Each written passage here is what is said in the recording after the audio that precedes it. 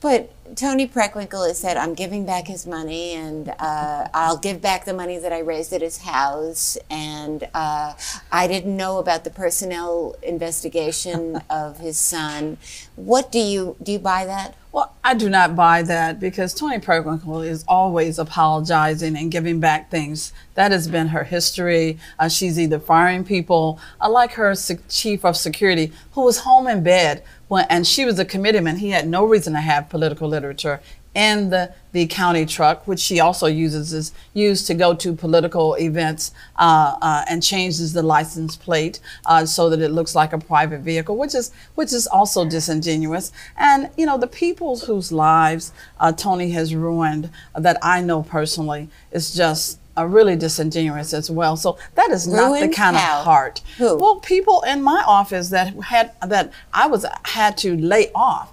John Strozier made sure no one got laid off. Todd Strozier even made sure that no one got laid off. When Tony Preckwinkle took office, I had to lay off over 60 people because she would not let us balance that budget in any other way than to see blood. And that meant to actually lay people off. I thought that was horrible, and I still think it's horrible. And even in the health insurance that she took away from the judges, and some of them had family members that had sicknesses.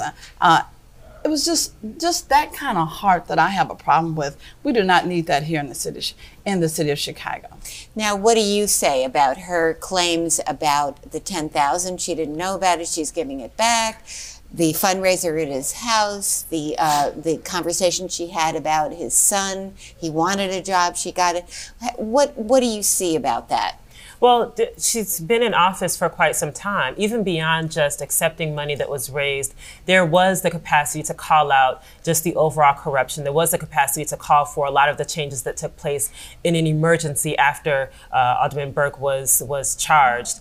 There were opportunities to call out these things prior to election time that never took place. And so again, this shows that there was a tacit acceptance of business as usual while in that office. In fact, there were other opportunities, such as calling out former assessor Joe Barrios for the property tax system that unduly hurt lower income and Black and brown communities. Instead, she supported him strongly and vehemently. So these are things that show judgment along the course before election time. So again, it's disingenuous to now make a show of giving back money when you accepted all of these things prior to running for the mayor's seat.